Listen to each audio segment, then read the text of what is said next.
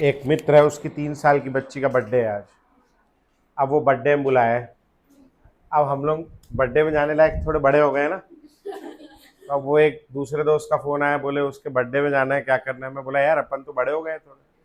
बोले वो फोन कर रहा है कि आना है करके। अब किसी के बच्चे के बर्थडे में जाओ, खाली हाथ जाओ तो भी अच्छा नहीं लगे। तो मैं बोला खाली हाथ कहाँ जाएंगे, तो बोले मैं ले लेता हूँ कुछ। अब मेरे को 1 बजे तक तो यही हूँ, मैं 12 बजे तक 1 बजे जाऊँगा। ये जिंदगी के बहुत बड़े दुख हैं। अभी बच्चे के बर्थडे में जाके हैप्पी बर्थडे, उम्र नहीं है एक सब करने की, है ना। आओ, कहाँ तक हो गया था। हाँ, स्पेरिंगली सॉल्युबल सॉल्ट लिखेंगे भैया। Sparingly soluble salt, sparingly soluble salts are soluble in very less amount, are soluble in very less amount, मतलब बहुत थोड़ा सा घुलते हैं वो लोग, है ना।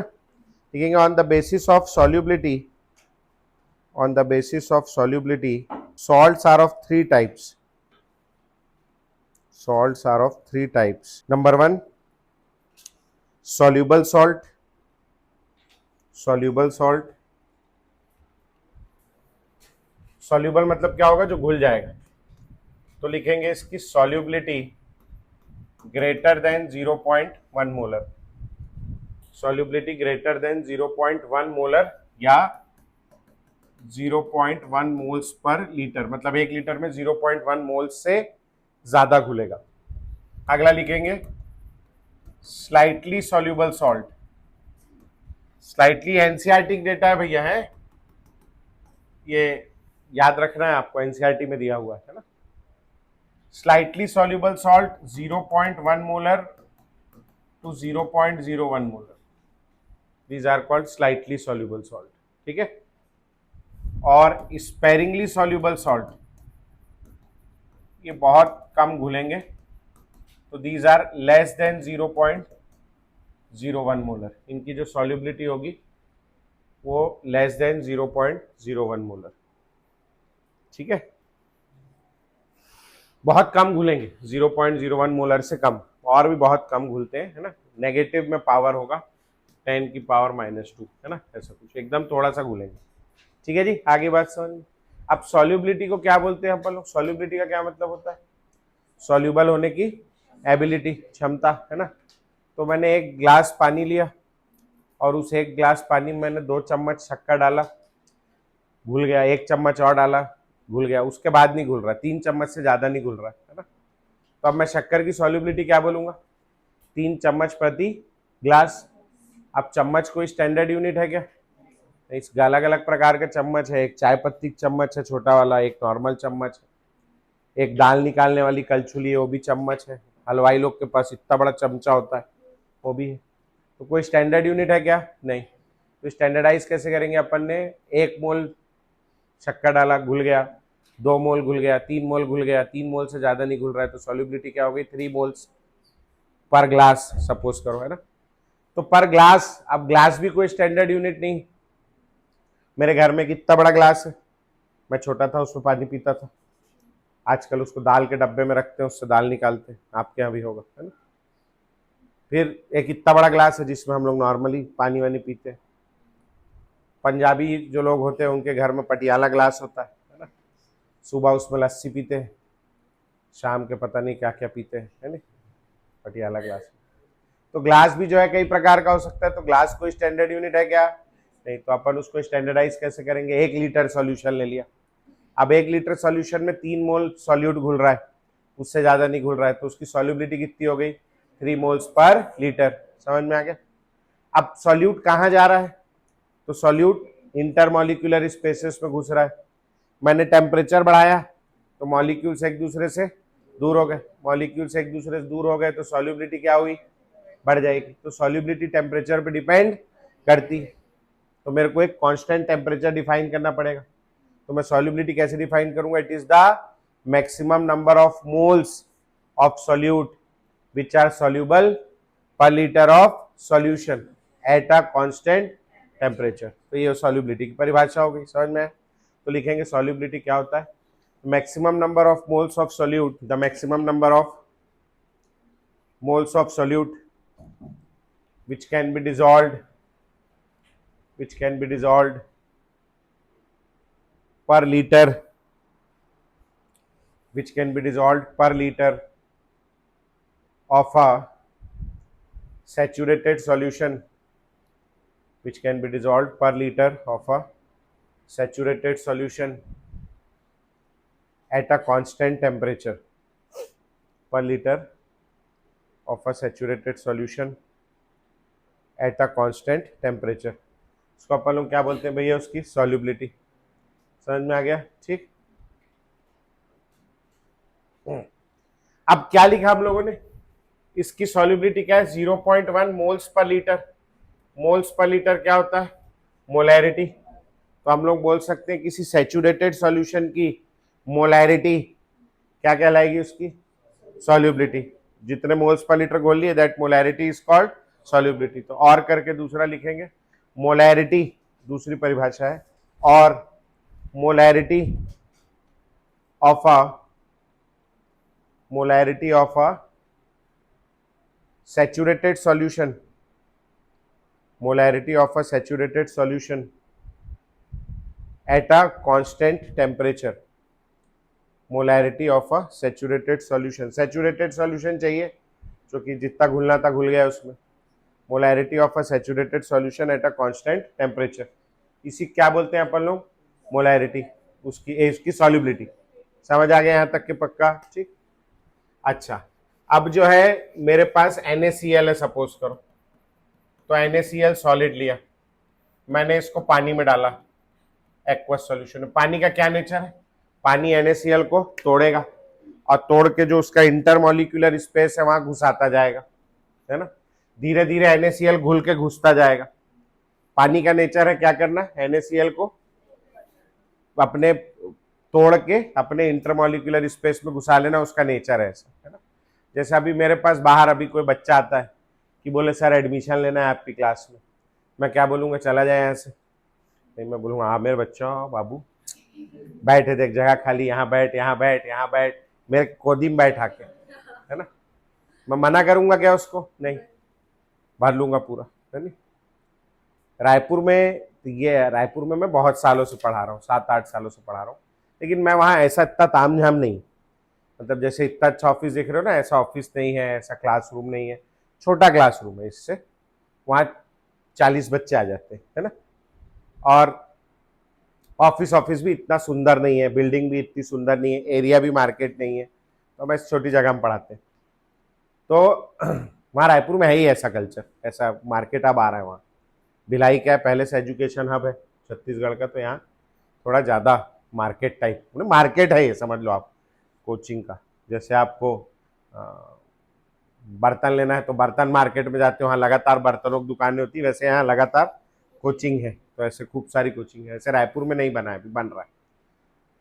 तो वहाँ छोटा सा क्लासरूम है मेरे पास, 40 बच्चे बैठ जाते हैं, और कई साल हो गए ऐसा, मतलब कि हम लोग 40 से ज़्यादा ही बच्चे बैठालते हैं क्लास में, है ना। मेरे पास वहाँ 40 बच्चों की जगह है क्लास 12th में। तो इस साल तो मैंने जगह ही बदल ली, लेकिन 2-3 साल पहले मैं वहाँ उस ऑफलाइन बैच में मेरे पास 46 एडमिशन था, 42 की कैपेसिटी, 46 एडमिशन था। क्योंकि जब 38 हो गए थे मैंने एडमिशन बंद कर दिया, मैंने दूसरा बैच बना लिया कि दूसरे बैच में आ जाओ पढ़ने के लिए, ये भर गया। लेकिन कुछ बच्चे आए, बोले नहीं सर हमारा यही टाइम मैच कर रहा है, हमको यही टाइम में चाहिए। कुछ बच्चे आए सर वो भी इसी में पढ़ती है, तो है ना, मेरे को भी इसी में, अब मैं उसकी बेचारे की व्यथा कैसे नहीं समझू। तो मैंने उसको दे दिया, मैंने बोला देख बेटा फर्स्ट, अच्छा वहां ना एकदम ऐसे यहाँ तक के बेंच है, ऐसे जैसे पिक्चर हॉल में होता है ना, ऐसे ऊपर मुंडी करके, तो वैसे देखना पड़ता है। तो मैं बोला यहाँ बैठना पड़ेगा, बोले सर मैं बैठूंगा ना साल भर। लेकिन वो बैठा नहीं, वो पीछे कहीं जगह बना लिया अपनी, पीछे वालों को यहाँ अच्छा लगने लगा, वो यहाँ बैठने लगे, है ना। अब जब पूरे 42 हो गए, 42 की सीटिंग कैपेसिटी 42 हो गए, तो 43rd आदमी आया, तो मैं बोला भाई जगह नहीं, बोले सर कोई नहीं मैं एडजस्ट कर लूंगा, आप मेरे को टेबल दे देना, मैं बीच में टेबल ला के बैठ जाऊंगा। लेकिन जैसे बीच का नहीं इंटरमॉलिक्यूलर स्पेस, यहाँ बैठ जाऊंगा करके। लेकिन क्या होता है कि वो सब बच्चे रोज थोड़ी ना आते हैं, अब किसी का इंपॉर्टेंट मीटिंग है, कोई इंपॉर्टेंट कॉन्फ्रेंस में जा रहा है किसी का, सब नेशनल सिक्योरिटी के मैटर्स है सब, है ना, बड़े बड़े काम हो रहे हैं अपने यहाँ। छोटे मोटे बच्चे तो पढ़ाते नहीं अपन भाई, सबके इंपॉर्टेंट काम है, पढ़ाई वढ़ाई तो चलता रहेगा, ये कर ले पहले। तो अभी रोज तो पूरे आते नहीं, आज भी एक दो एब्सेंट दिख रहे हैं मेरे को, है ना, देवेंद्र एब्सेंट है और देवेश कहाँ है, देवेश भी एब्सेंट है, दो लोग ये मीटिंग में गए इंपॉर्टेंट, तो ये दोनों आए नहीं आज, तो अब उन दोनों की जगह खाली है। तो ऐसे उसमें भी खाली होती थी, उसमें भी दो चार गायब रहते थे, तो बोले हम बैठ जाएंगे सर करके, तो वो 42 को मैंने 43 को जगह दी। अब क्लास में दो चार खाली रहते थे, मेरे को लालच आ गया, तो मैंने 42 के बाद 43, 44, 46 तक एडमिशन दिया। उसके बाद कोई आया नहीं, कोई आता तो मैं गोदी पाके भी पढ़ा लेता, मेरे को दिक्कत नहीं है ना, कि इधर पाके, है ना, अपने सब चलता है, ठीक है। तो भाई एक टीचर का नेचर क्या है, एक टीचर का नेचर है बच्चा आया आन दे बैठ जाके, समझ में आया? अब सुना, बच्चा आया आन दे बैठ जा करके, अपना टीचर का नेचर ऐसा है, क्यों मना करेंगे भाई, है ना, आ जा बैठ जा। अभी लेकिन जब तक के खाली है तब तक के तो बढ़िया है, बैठते जाएगा। जब ये पूरा कमरा भर जाएगा तो क्लासरूम सैचुरेट हो गया। अब अगला बच्चा जो आएगा तो मैं मना करूंगा क्या? नहीं, मेरा नेचर है, आजा भैया, मैं नया बेंच लगा लूंगा या मैं नया कुछ कर लूंगा व्यवस्था, वो भी भर जाएगा।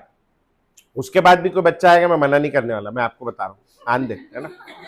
तो कोई बच्चा आया, अब उस दिन जैसे अब एक नया बच्चा है, तो आज देवेश और देवेंद्र एब्सेंट है, तो वो दोनों सपोज करो ये दरवाजे से बाहर चले गए, है नहीं, अब ये वहीं बाहर रह जाएंगे क्या? देवेश और देवेंद्र कल नहीं आएंगे? आएंगे, वो लोग वापस आएंगे, तो कोई और दो का मीटिंग होगा, वो यहाँ से चले जाएंगे, फिर अगले दिन वो दो आएंगे, फिर यहाँ से दो बाहर चले जाएंगे। मेरी बात आ रही समझ में?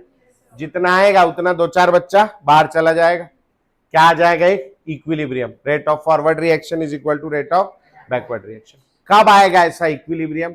जब कमरा क्या हो जाएगा? सैचुरेटेड। पानी का क्या कंडीशन है? पानी सॉल्ट डाला, उसको तोड़ा, बीच में घुसाया, घुसाते जा रहा है, जब पूरा भर गया, अब और जगह नहीं है, पूरा भर गया, अब और सॉल्ट घुसाने की जगह है क्या? नहीं। लेकिन पानी का नेचर तो क्या है? उसको तोड़ने का, पानी तोड़ेगा, तोड़ के घुसाएगा, और घुसाएगा तो क्या हुआ? जो पहले से घुसा हुआ है वो निकल जाएगा, वो आकर के बाहर बैठ जाएगा, समझ में आया? फिर वो नीचे बैठ गया, पानी उसको नीचे बैठा छोड़ देगा क्या? नहीं, पानी फिर उस पर अटैक करेगा, फिर उसको लेके जाएगा, तो फिर कोई, समझ में आ रही बात? तो जितना पानी डिसॉल्व करेगा उतना ही पहले से डिसॉल्व सॉल्यूट प्रेसिपिटेट हो जाएगा। तो ये एक रेट ऑफ फॉरवर्ड और बैकवर्ड रिएक्शन क्या हो जाएगा? इक्वल, तो इक्विलिब्रियम आ जाएगा। मैं ये समझाना चाह रहा हूं, कल हम लोग पढ़ रहे थे इक्विलिब्रियम आता है वीक इलेक्ट्रोलाइट में, पढ़ा था हमने। NaCl कैसा इलेक्ट्रोलाइट है? Strong electrolyte. इसमें इक्विलिब्रियम आना चाहिए, नहीं आना चाहिए?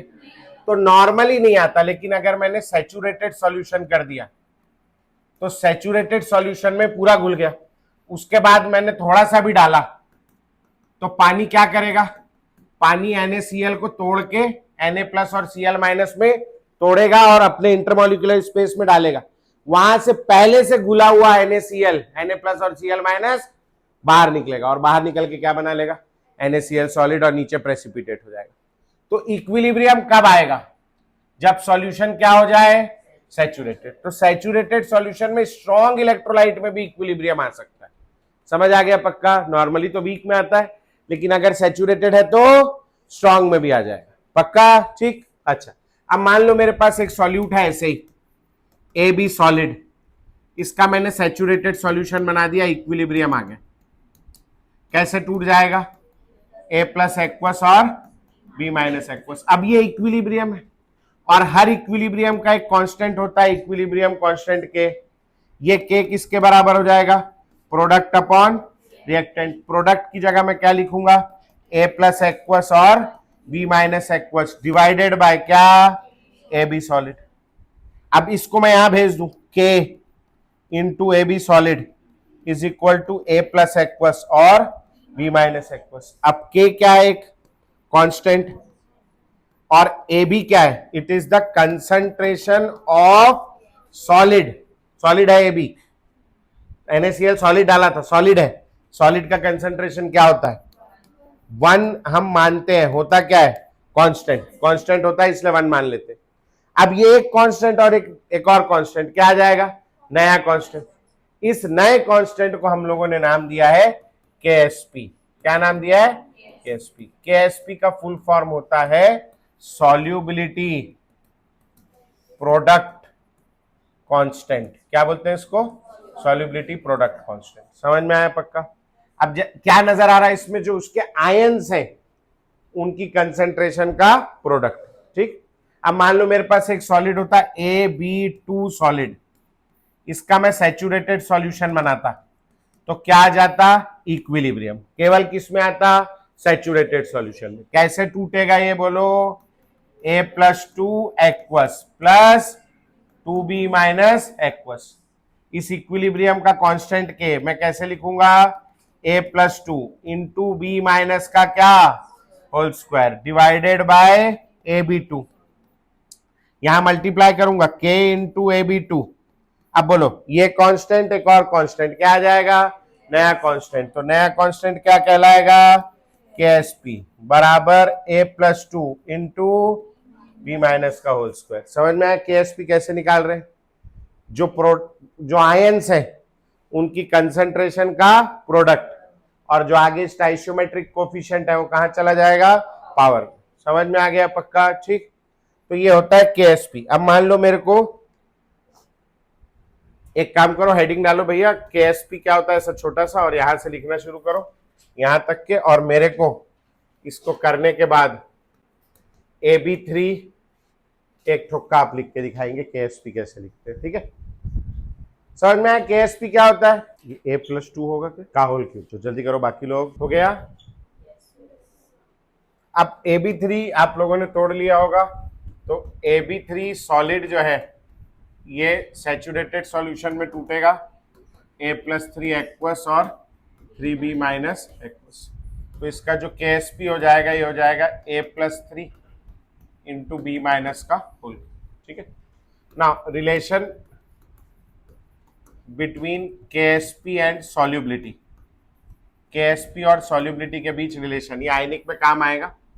अब मान लो देखो मेरे पास एक AB सॉलिड है, ये सैचुरेटेड सॉल्यूशन, कैसे टूटेगा?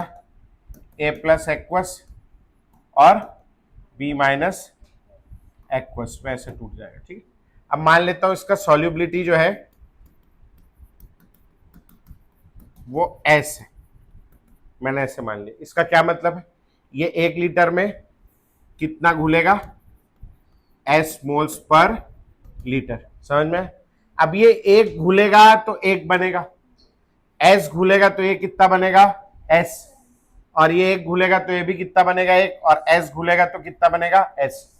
इसकी सॉल्युबिलिटी S है, मतलब ये S मोल पर लीटर घुल रहा है। 1 मोल घुलेगा तो 1 मोल बनेगा, S मोल घुलेगा तो S मोल बनेगा, और ये भी S मोल बनेगा। समझ में आ गया? अब इसके लिए KSP बराबर क्या लिखूंगा मैं? A+ का कंसंट्रेशन इंटू B माइनस का कंसंट्रेशन। A+ का कंसंट्रेशन कितना है भैया? S, और B माइनस का भी S। तो यहाँ KSP बराबर क्या हो जाएगा आपका? S²। समझ में आया? ठीक, अब मेरे पास में एक दूसरा कोई सॉल्यूट है AB2 सॉलिड। हाँ जी, सैचुरेटेड सॉल्यूशन ले लिया, इसका इक्विलिब्रियम आ गया। कैसे टूटेगा बोलो?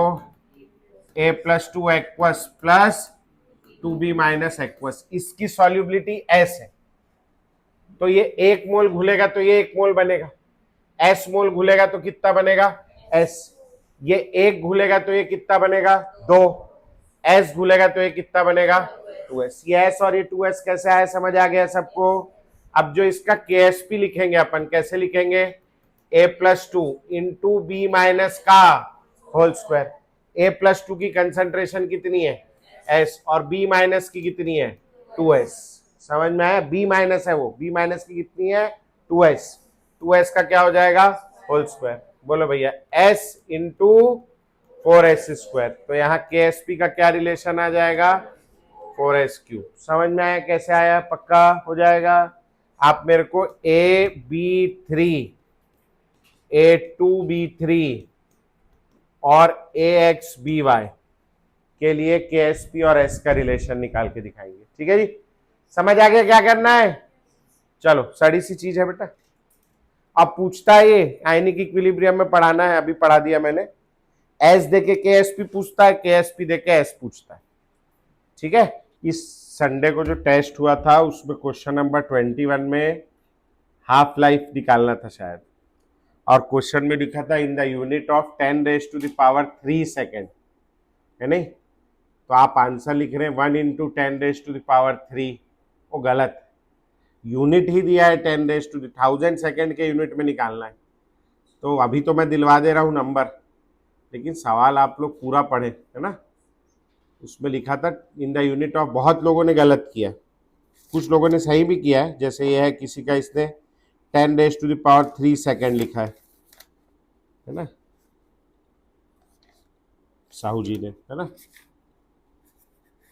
अच्छा, एक लिखा था जिसका आंसर आ रहा था 0.71 और लिखा था आंसर को 100 से मल्टीप्लाई करके बताएं करके, तो उसका आंसर आता 71 और आप लोग लिख रहे हो 0.71, है ना? तो जो सवाल में इंस्ट्रक्शन दिया है वो तो फॉलो करोगे। एक क्वेश्चन था जिसमें 100 डिजिट में क्या आ रहा है वो बताना है, तो 100 डिजिट में उसका आंसर था 1.129, तो 100 डिजिट में क्या आएगा 2, डेसिमल के बाद का 100 डिजिट है, ये 1s हो गया, 10s हो गया, 100 हो गया, ठीक है? तो वैसा वाला 100 में वो आता 2, तो वो लिखना था आंसर, ठीक?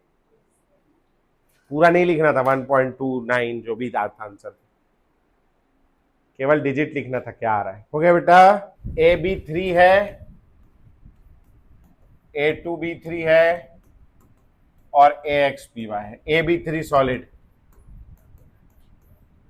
सैचुरेटेड सॉल्यूशन कैसा टूटेगा?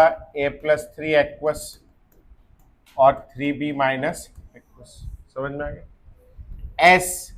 S और 3S, KSP is equal to A+3 into B- का क्यूब, S इंटू 3S का क्यूब, हाँ 27 S क्यूब हो जाएगा, टोटल आ जाएगा 27 S की पावर 4।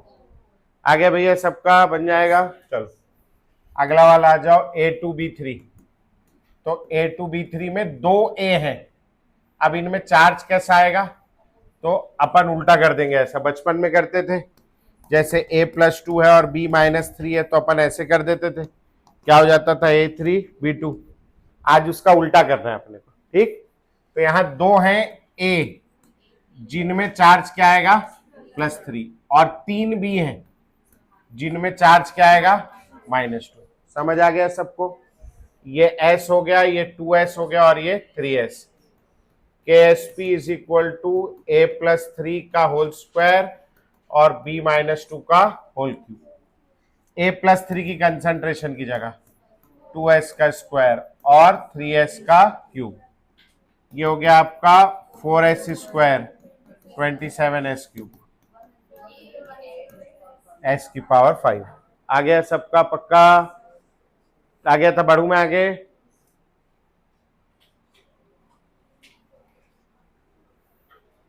अगला वाला है अपने पास आखिरी AXBY। हाँ जी, एक कैसा टूटेगा?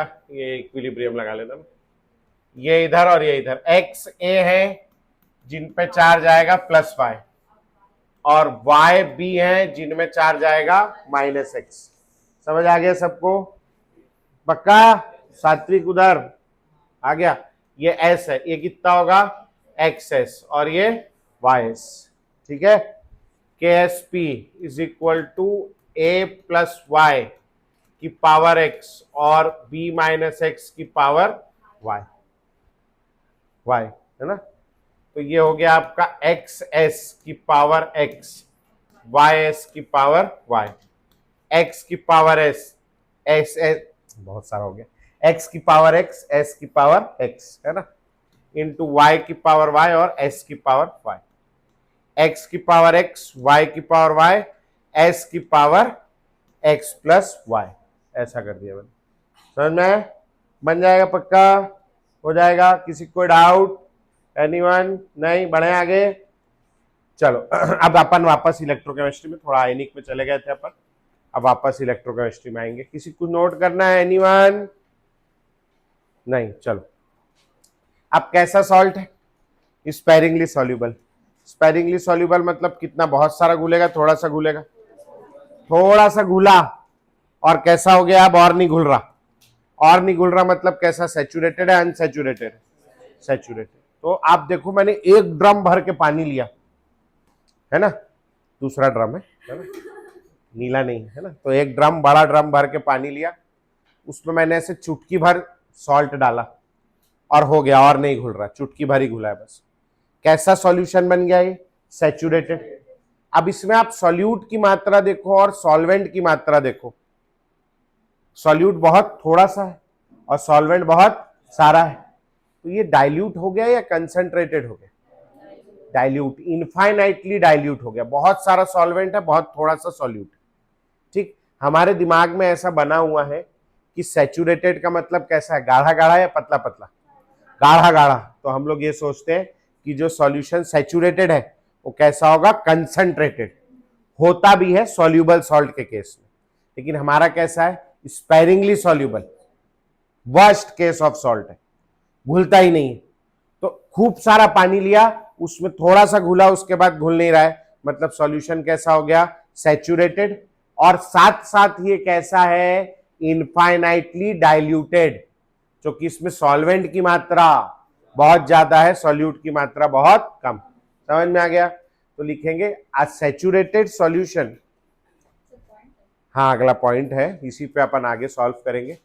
अ saturated solution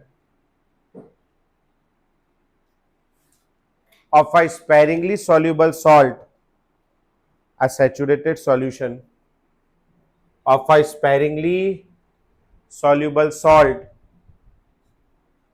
is also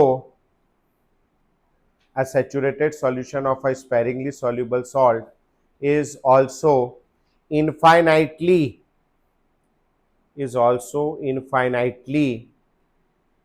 diluted, is also infinitely diluted। बहुत ज्यादा कैसा होगा? डाइल्यूट। समझ में आ गया? चलो, तो for saturated solution which is also infinitely diluted, ठीक है, सैचुरेटेड सॉल्यूशन है ना, ऑफ किसका? Sparingly soluble salt. नहीं तो कल को दिक्कत हो जाएगी, है ना, सब लोग इनफाइनाइटली डाइल्यूटेड नहीं होते। सैचुरेटेड सॉल्यूशन के लिए मोलर कंडक्टेंस जो है उसको हम लोग काय से डिनोट करते हैं? Lambda M. और यही इनफाइनाइटली डाइल्यूटेड है, इसीलिए हम इसको लैम्डा एम इनफाइनाइट या लैम्डा एम नॉट भी लिख सकते हैं। समझ में आ गया? ठीक ना। लैम्डा एम बराबर क्या होता है? Kappa into 1000 divided by M. For saturated solution solubility क्या होती? Solubility S. क्या पढ़ा हमने अभी?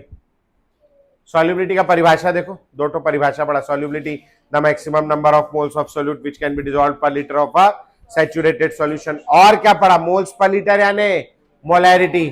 Molarity of saturated solution is called its solubility. तो सॉल्युबिलिटी ऑफ सैचुरेटेड सॉल्यूशन किसके इक्वल होगी? उसकी मोलैरिटी, यानी कैपिटल एम। समझ में? इसको मैं चेंज कर दूंगा, लैम्डा एम की जगह मैं लिख दूंगा lambda infinite is equal to kappa into 1000 divided by M की जगह मैं क्या लिख दूंगा? S, solubility. समझ में? अब मेरे को ये मिल जाएगा और इसकी मदद से कप्पा दिया होगा, सवाल में ये दिया होगा, मैं क्या निकाल लूंगा? सॉल्युबिलिटी। और एक बार एस आ गया तो फिर मैं उससे क्या निकाल लूंगा पीछे? के। मान लो अगर ए बी टाइप का है तो के बराबर क्या होगा? S square. तो आपका एस आ गया तो इसका स्क्वायर करोगे तो क्या आ जाएगा? के। समझ में आया पक्का कैसे करना है? चलो इसको नोट करो, फिर अपन क्वेश्चन से सॉल्व करेंगे इसको। नहीं चाहिए, 3 बार समझा चुका हूं, मत करो कॉल। कल दोपहर के सो रहा था मस्त, खाना वाना खा के मैं बोला 1 घंटा लेट लेता हूँ, 5 मिनट हुआ आंख लगे। सर आप लोन लेंगे क्या करके? मेरे को चाहिए होगा मैं आके मांग लूंगा तुमसे, भाई तुम क्यों देने मेरे को मरे जा रहे हो? नहीं चाहिए मेरे को। आदमी का इरिटेशन होता है ना एक लेवल, देखो फिर आया उसको। The specific conductance of saturated solution, the specific conductance of saturated solution of AgCl, the specific conductance of saturated solution of AgCl is 2.3 into 10 raised to the power minus 6, is 2.3 into 10 raised to the power minus 6 Simon centimeter inverse, Simon centimeter inverse at 25 degrees centigrade. The specific conductance of saturated solution of AgCl is 2.3 into 10 raised to the power minus 6 Simon centimeter inverse at 25 degrees centigrade. Find out the solubility and Ksp. Find out the solubility and Ksp of AgCl. Find out S and Ksp of AgCl if at infinite dilution. If at infinite dilution, conductance of Ag plus, conductance of Ag plus and Cl minus ion, conductance of Ag plus and Cl minus ion are 61.9, 61.9 and 76.3, 61.9 and 76.3 ohm inverse centimeter square, ohm inverse centimeter square per mole, ohm inverse centimetre square per मोल। ठीक है, अब किसकी concentration दिया है अपने को बेटा? Ag plus और Cl माइनस की, लेकिन बात वो किसके बारे में कर रहा है? AgCl के बारे में। तो अब इससे कैसे निकालेंगे AgCl का? तो AgCl का कंसंट्रेशन किसके कारण होगा, कंडक्टेंस किसके कारण होगा? Ag प्लस और Cl। अच्छा, ये तो कल किए थे ना अपन लोग, तो ये करके वो निकाल लोगे और फिर आगे सॉल्व करोगे। समझ में आया? चलो सॉल्व करो फटाक से। कप्पा दिया है, आ जाएगा। कुछ आया किसी का? कितना आया? 1.6 ले लो। हाँ, और वो आ गया 2.56। ठीक, बढ़िया। हाँ भैया, तो ये क्या वैल्यू दी थी मैंने? 61.9 और 76.3। 61.9 प्लस 76.3 ऐड कर लेंगे दोनों को। 9 और 3 12, कैरी ओवर 1, 6 और 1 7 और 1 8 और 7 और 6 13। तो ये आ गया आपका 138.2 ohm inverse centimetre square per mole. Lambda M is equal to kappa into 1000 divided by M. तो lambda M is equal to lambda infinite is equal to kappa into 1000 divided by molarity की जगह solubility. ठीक है, इसकी जगह put कर देंगे अपन 138.2। Kappa दिया है कितना? 2.3 into 10 raise to the power minus 3 into 1000 divided by, अच्छा -6 है, -6 इंटू 1000। ठीक है, अब इसको सॉल्व कर लेंगे अपन, तो अपना आंसर आ जाएगा। बात नहीं, S is equal to 2.3 into 10 raise to the power minus 3 बचेगा अपॉन 138.2। डेसिमल हटा दो, 23 अपॉन 1382। आओ बेटा, 23 को डिवाइड करेंगे, 1382 का टेबल आपको आता ही, 0.10, एक और 0, एक और 0। ठीक है, कितनी बार जाएगा बोलो? 1400 है, 2300 है, एक बार जाएगा। कितना? 1382। 10 में से 2 गया 8, 9 में से 8 गया 1, 12 में से 3 गया 9 और ये 0, 918 हो गया। डेसिमल लगाए क्या हो जाएगा? 0। ठीक है, और ये 13 1400 है, 14 5 जा 70, 14 6 जा 84, 6 टाइम्स जाएगा मोटा मोटी। 1382 इंटू 6, 6 2 जा 12, 48 और 49, 16 18 और ये 22 और 8, 8292, 8292। कितना बचा? 8। 17 में से 9 गया 8, 10 में से 2 गया 8 और ये 0। डेसिमल लगाए, 0 लगा दो। कितनी बार चला जाएगा फिर से? 6, मगर बहुत, चलो एक और ले लो 6। तो ये आ गया आपका into 10 raise to the power minus 3 था, 0.0166 इंटू 10⁻³ इन 3 डेसिमल या 2 डेसिमल हटा देता हूँ, 1.66 इंटू 10⁻⁻5, ये आ गया आपका एस। आगे ऐसे ही सबका। अब एक के एस पी बराबर क्या हो जाएगा, एस स्क्वायर 1.66 इंटू 10⁻⁻5 का होल स्क्वायर। चलो डिफिकल्ट वाला मैं कर देता हूं, इजी वाला आप लोग बता दो कितना है, हैं 2.75 बता रहा भैया। ठीक है जी, हो जाएगा, ये तो कर ही लिए होगे आप लोग, है ना, बन जाएगा, कर लोगे, बढ़े आगे। चलो वो कुछ एक आध दो पीवाई क्यू करा दिया था क्या कल में, इसके नहीं कराया था, लाओ एक दो ठोक पीवाई क्यू कर लेते हैं, फिर आगे बढ़ेंगे। कल कुछ करा तो रहा था मैं,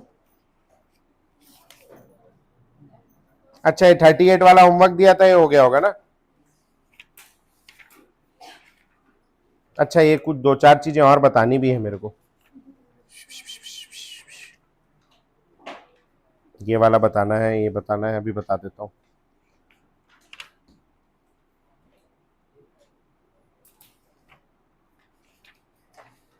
देखें केएसपी से पूछा है नहीं पूछा है।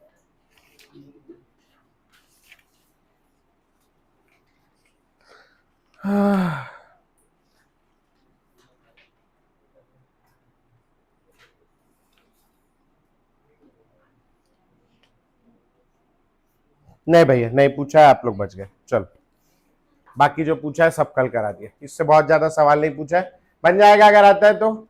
ठीक, चलो अब आगे बढ़ेंगे भैया। और ना एनसीईआरटी में कुछ डेटा दिया हुआ है तो अपने को वो लिखना है, तो लिखेंगे भैया आयनिक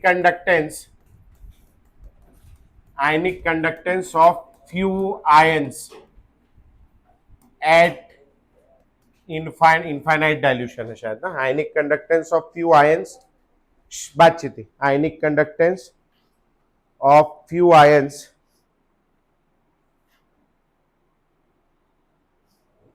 एट इनफाइनाइट डाइल्यूशन। एक मिनट, ये एनसीईआरटी से ही लिखाना पड़ेगा, मैं ढूंढ लूँ एक मिनट, मेरे पास एनसीईआरटी है, ये है इलेक्ट्रोकेमिस्ट्री और ये है, बहुत बढ़िया है ना, at infinite dilution at 298 kelvin. ये डेटा दिया है, ये एनसीईआरटी मेरे हाथ में, ये एक टेबल दिया है, इसमें H+ आयन की वैल्यू, अच्छा जो बायो वाले आपको वैल्यू नहीं रटनी, 349.6, ये सबका यूनिट कायम है ohm inverse centimetre square per मोल।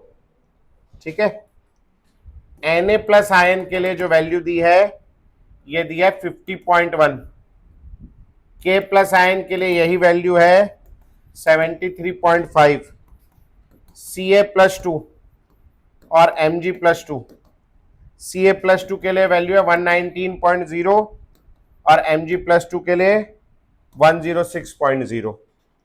ऐसी एनायंस के लिए दी है, OH- के लिए वैल्यू दी है 199.1 ohm inverse centimetre square per मोल में, Cl- के लिए वैल्यू दी है 76.3, Br- के लिए वैल्यू दी है 78.1, CH3CO- एसीटेट आयन के लिए वैल्यू दी है 40.9 और SO4-2 आयन के लिए वैल्यू दी है 160।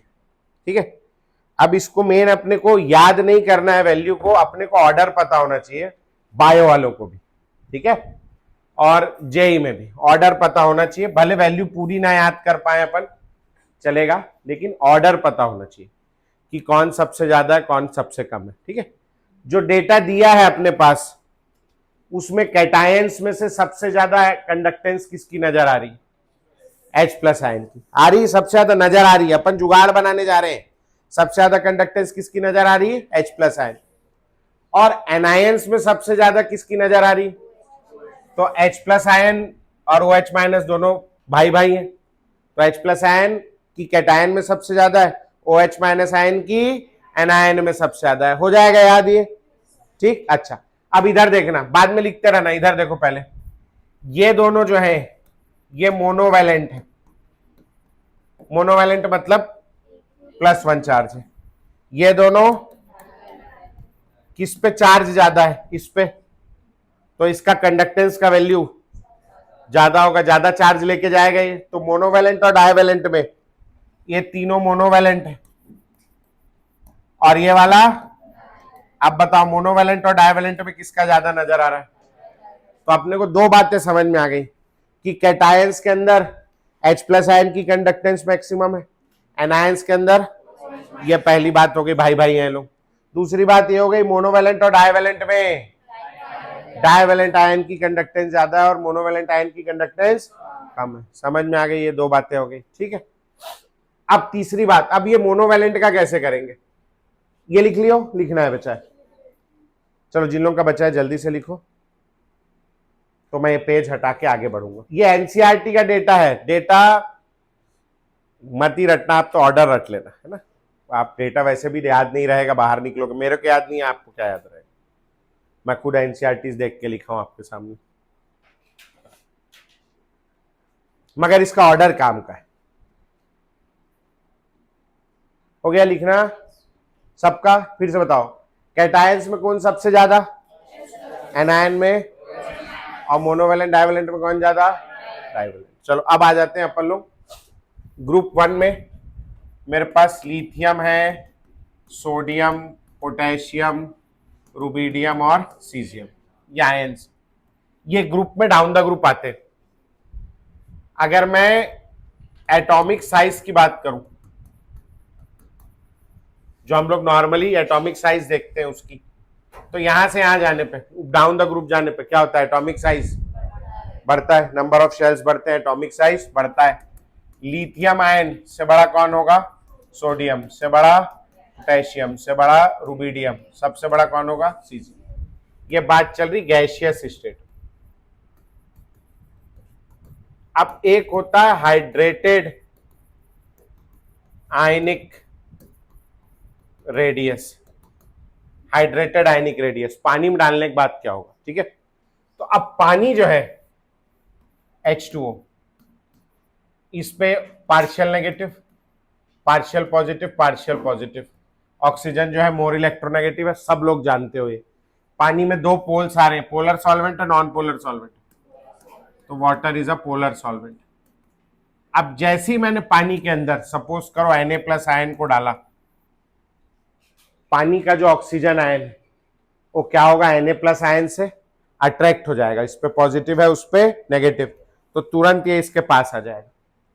इसके पास आ गया और पास में ऐसा जुड़ गया। क्यों जुड़ गया? क्योंकि इस भाई पे क्या चार्ज है? Partial negative. यहां पे क्या है? Partial positive. अब ये इतनी सी जगह पे जुड़ गए, दोनों के बीच एक फोर्स ऑफ अट्रैक्शन है, ऐसे करके जुड़ गए। अब ये इतनी जगह खाली, तो इतनी जगह पे दूसरे वाटर मॉलिक्यूल, पानी में डाला है आपने, एक ही वाटर मॉलिक्यूल है क्या?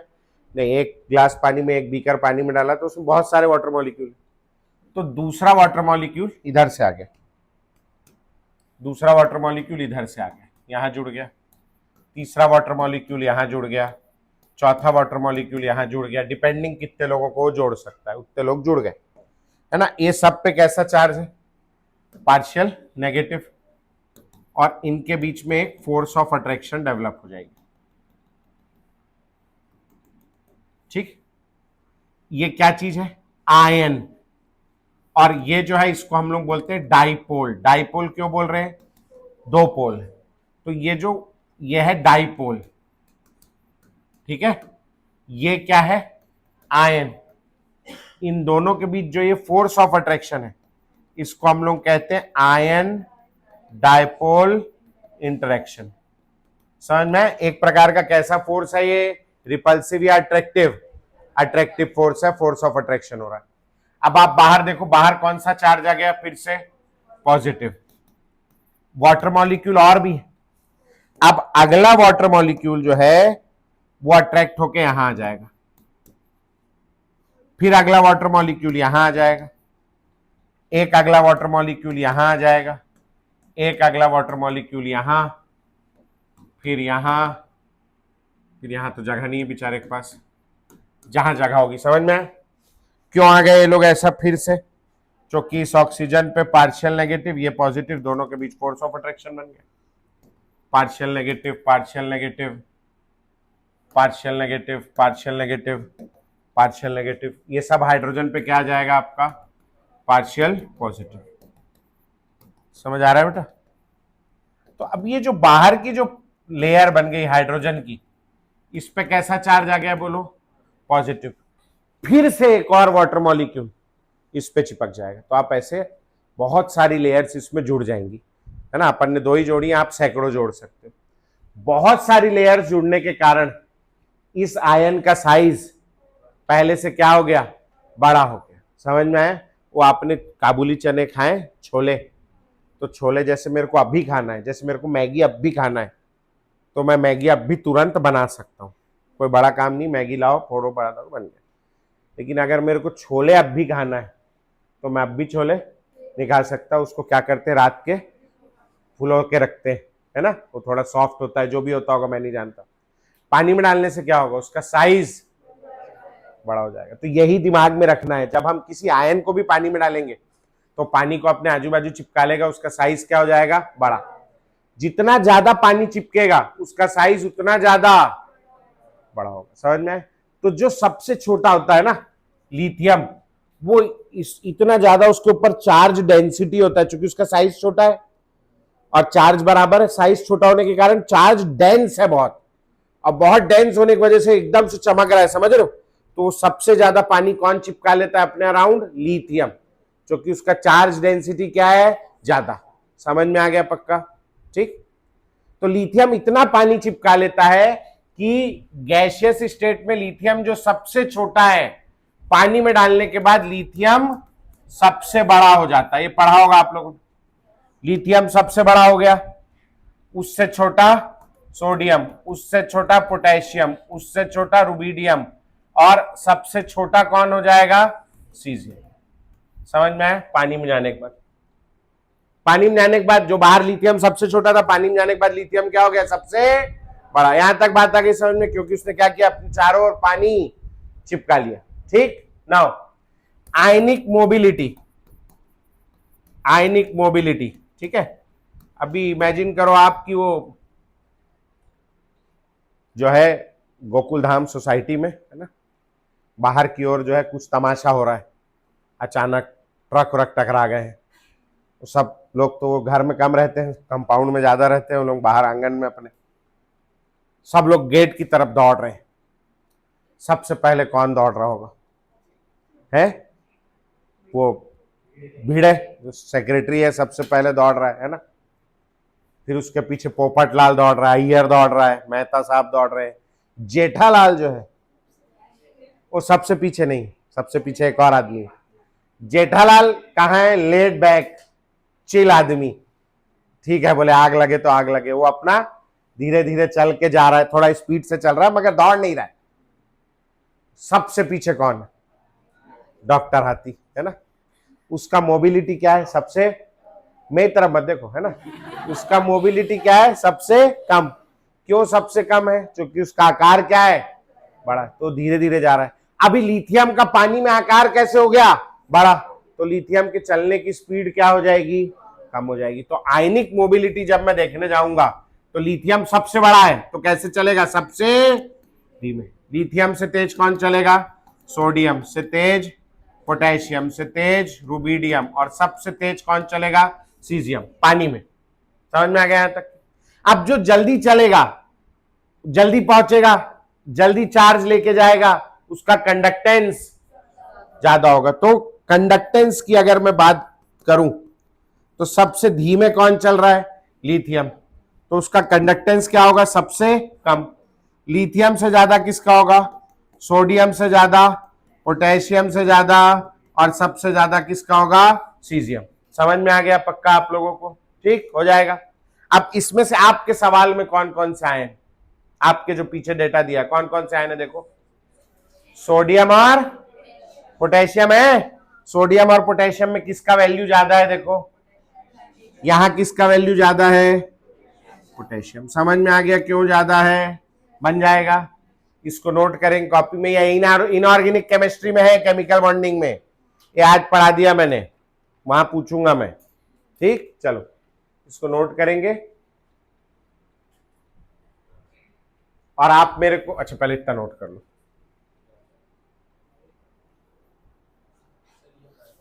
है यहां बना लो, अच्छा छोटा सा बना लो। आयन डायपोल इंटरेक्शन SN1 में काम आ जाएगा।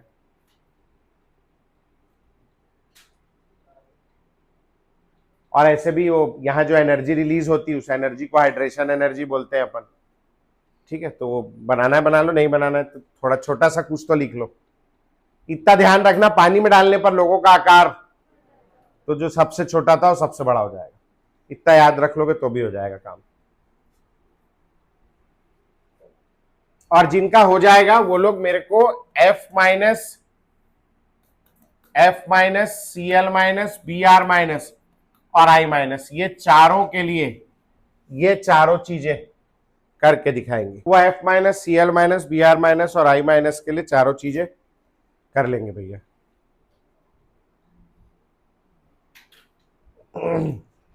बोर्ड से कोई लिख रहा है कि anyone writing? No one writing? Right, जल्दी राइट। हाँ वीक फोर्स भैया, परसों राखी है, राखी के दिन छुट्टी है। मैं अभी से बता रहा हूँ, आप में आ मत जाना कोई, मैं नहीं रहूंगा, है ना। बाकी पता नहीं सेंटर खुलेगा नहीं खुलेगा, ये वो लोग जाने, मगर मैं नहीं रहूंगा, है नहीं। संडे टेस्ट है ना, तो टेस्ट आप अगर जाना ही है घर तो मंडे दे देना आके, कोई दिक्कत नहीं, है ना। टेस्ट जो लोग घर जाने वाले, मगर फिर मेरा ये है कि सैटरडे या क्लास छूटेगा। फिजिक्स में भी छुट्टी दे दी है सर, राखी के दिन का, और फ्राइडे छुट्टी दी है। फ्राइडे छुट्टी तो होगा ना,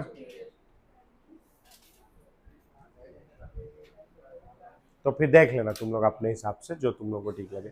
ए भैया बातचीत नहीं हो गया, बहुत देर हो गया, बहुत सारा बात कर लिए। हाँ लिख लिया भैया, तू राइट लिया है ना।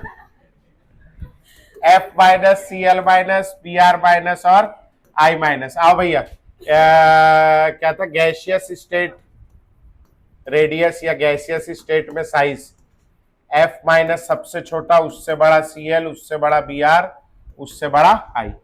हाइड्रेटेड आयनिक रेडियस, ये पूछता है बेटा पेपर में ना, हाइड्रेटेड आयनिक रेडियस पानी में क्या होगा, F- क्या हो जाएगा, सबसे बड़ा, उससे छोटा Cl-, उससे छोटा Br, सबसे छोटा I। Ionic mobility, ionic mobility क्या होगी बोलो, F- से ज्यादा Cl- से ज्यादा Br, सबसे ज्यादा कौन चलेगा, I। समझ में आ गया। और कंडक्टेंस, हाँ बोलो, सबसे तेज कौन चल रहा है, I, तो उसका कंडक्टेंस क्या होगा, सबसे ज्यादा। अब आप अपने वाले लिस्ट में देखो, कंडक्टेंस हमको समझ में आ गया, आप लिस्ट में देखो कौन कौन सा आयन है, Cl और Br। Cl और Br में किसका वैल्यू ज्यादा है, Br का, तो आप इसको यहां से याद रख सकते हो। ठीक है जी, समझ में आ गया। अच्छा और एक चीज, बस अब एक चीज और याद रखनी, एसीटेट आयन की कंडक्टेंस क्या है देखो, सबसे कम, सबसे कम है एसीटेट की। ठीक है, तो अब 4-5 चीजें याद रखनी है अपने को यहाँ पे, इससे अच्छा तो सर वैल्यू ही रट लेते हैं हम लोग, है। कैटायन में सबसे ज्यादा कौन है, H+। एनायन में ज्यादा कौन है, मोनोवेलेंट डाइवेलेंट में ज्यादा कौन है, डाइवेलेंट। और बाकी Na+, K+ से पूछेगा तो नीचे जाने पर नॉर्मल साइज बढ़ता है, पानी में साइज कम होगा, पानी में साइज कम होगा तो मोबिलिटी, बे साइज कम होगा तो मोबिलिटी, और मोबिलिटी बढ़ जाएगी तो कंडक्टेंस बढ़ जाएगी। तो इस टाइप से सोच समझ के कर लेंगे, वहां समझ में आ गया, पक्का कर लोगे।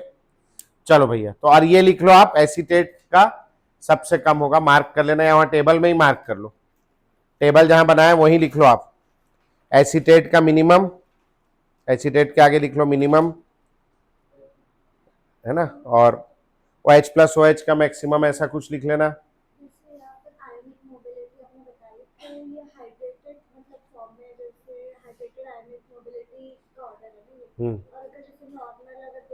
नॉर्मल मतलब कैसा, हवा में, तो हवा में आयन कैसे उड़ेगा, हवा में कंडक्टिविटी बातचीत नहीं, एक बिजली का तार यहाँ खुला छोड़ दूं, एक बिजली का तार वहां खुला छोड़ दूं, बीच में दौड़ू में, करंट लगेगा, लगेगा नहीं लगेगा, हवा में इलेक्ट्रिसिटी कंडक्ट होती है क्या? नहीं। नहीं, अच्छी बात पूछी उसने।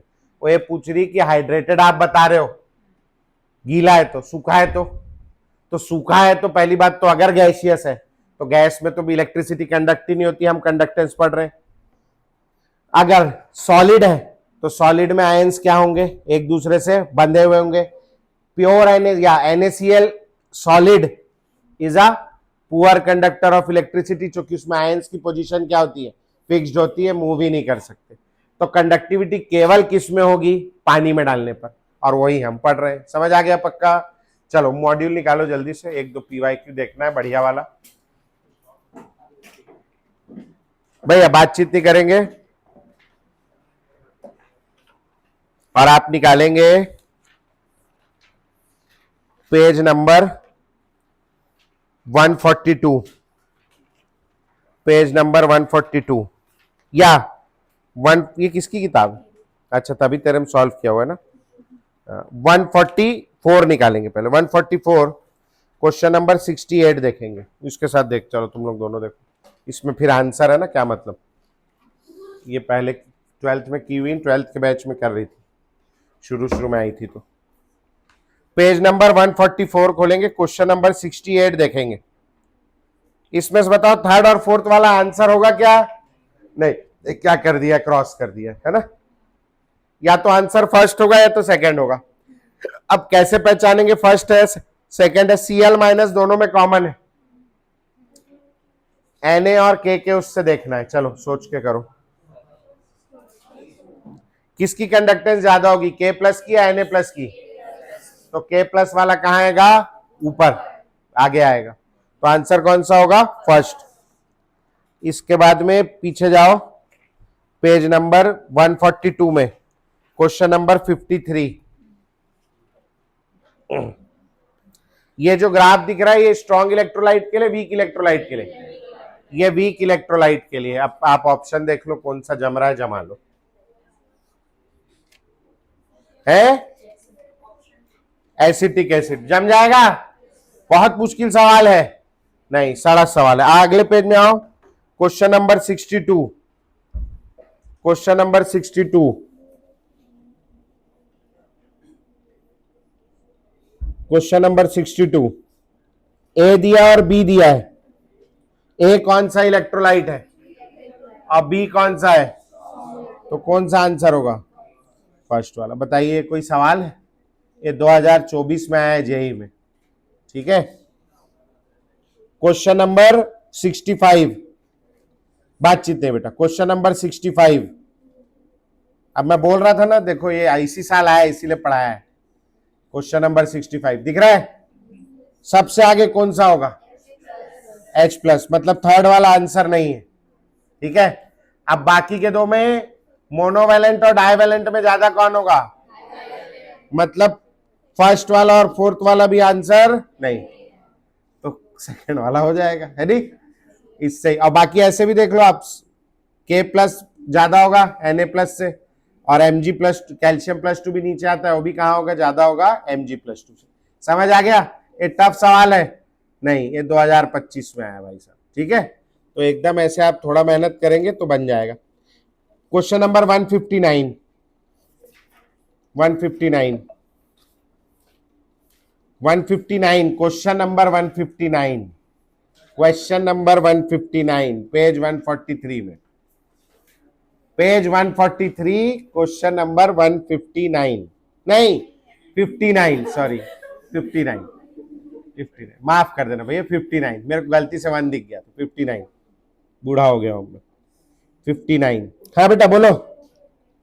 नेचर ऑफ सॉल्वेंट पे डिपेंड करेगा नहीं करेगा? एकदम गाढ़ा गाढ़ा सॉल्वेंट ले लिए तो कंडक्टिविटी कम हो जाएगी, तैर नहीं पाएगा आयन बेचारा अपना, है नहीं। अगर कंसंट्रेशन बढ़ा देंगे तो भी कंडक्टिविटी डिपेंड करेगा कौन सा कंडक्टेंस है ना। खैर, nature of electrolyte added, weak electrolyte और स्ट्रॉन्ग इलेक्ट्रोलाइट के नेचर पे डिपेंड करेगा। Nature of electrode used rod पे डिपेंड नहीं करेगा। तो आंसर कौन सा होगा? फोर्थ। एक क्वेश्चन नंबर 61 उसके नीचे वाला, क्वेश्चन नंबर 61, मेरे को देख के इसमें डर लग रहा है। हाँ जी, बोलो, है क्या डाला, क्या क्या conductivity cell with two electrodes dark side are half filled with infinitely dilute aqueous solution. Infinitely dilute है मतलब उसमें ऑलरेडी इंटरआयनिक इंटरेक्शन खत्म हो चुका है, इनफाइनाइटली डाइल्यूट है। पानी डालने से आयन की संख्या बढ़ेगी क्या इसमें? इनफाइनाइटली डाइल्यूट है, डिसोसिएशन कंप्लीट हो गया है। अब आप पानी डालोगे तो आयन की संख्या चेंज और उसमें इंटरआयनिक इंटरेक्शन ऐसे भी है ही नहीं, शुरू से डिसअपियर हो गया। तो क्या फर्क पड़ेगा? कोई फर्क नहीं पड़ेगा। इनफाइनाइटली डाइल्यूट है ऑलरेडी अपने हाईएस्ट लिमिट में और आगे नहीं बढ़। अगर इनफाइनाइटली डाइल्यूट नहीं होता तो फिर बढ़ जाती, जो कि कप्पा हो जाता वो। समझ में आया? पक्का? ठीक, तो इसमें चेंज नहीं आएगा क्योंकि सॉल्यूशन ऑलरेडी क्या है? इनफाइनाइटली डाइल्यूटेड है। समझ में आ गया? एक आखिरी सवाल, क्वेश्चन नंबर 63। ये शायद तुम जो लोग कल आए उनसे नहीं आएगा समझ में, लेकिन बाकी पुराने वालों से आ जाएगा। 63 एक ग्राफ के ऊपर एक इक्वेशन लिखाया था मैं।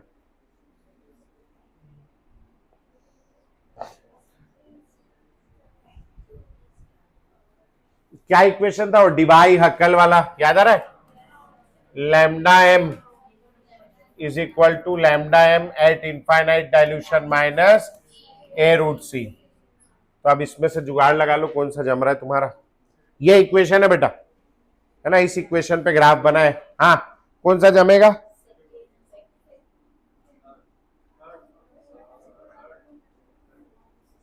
उधर प्लस आ गया ना, थर्ड जमेगा। हाँ, प्लस है ना उधर, नहीं ना, सेकेंड जमेगा ना भाई। लैम्डा एम भैया बातचीत नहीं, plus A root C is equal to 0। यही वाला है क्या? देखना तो कौन सा वाला हो जाएगा? सेकंड। अब बताओ, ये मुश्किल है कोई? ये 2024 में पूछा है, समझ में आया? तो अब ये इतने सारे करा दिए मैंने। अब जो बचे हुए हैं यहां तक के, अप टू क्वेश्चन नंबर 65 के आगे 71 तक, अप टू क्वेश्चन नंबर 71 कहां से कहां तक हेडिंग डली, रुको मैं बता दे रहा हूं। इलेक्ट्रोलिसिस का नहीं करना। क्वेश्चन नंबर 49 से 71 तक के बीच के सारे बना लेंगे, जो बच्चे हैं वो कर लोगे, हो जाएगा। तो ये हो गया। इसके अलावा इंटीजर टाइप में से भी लिख लो आप, बुक खोले हो, हाथ में पकड़े हो तो 64 से लेकर के 83 20 सवाल है। 64 से 83 तक ट्राई करके लाएंगे, ठीक है? कॉपी में हेडिंग डालेंगे भैया इलेक्ट्रोलिसिस, कॉपी में हेडिंग डालेंगे इलेक्ट्रोलिसिस। हेडिंग डाल लो, कल पढ़ेंगे, ठीक है? अब आज 5 ही मिनट बचा है, क्या करेंगे पढ़ के? कल पढ़ेंगे। किसी को डाउट पूछना है बाहर आ जाओ, मैं बैठा हूं, और नहीं तो निकलो घर, भागो यहां से।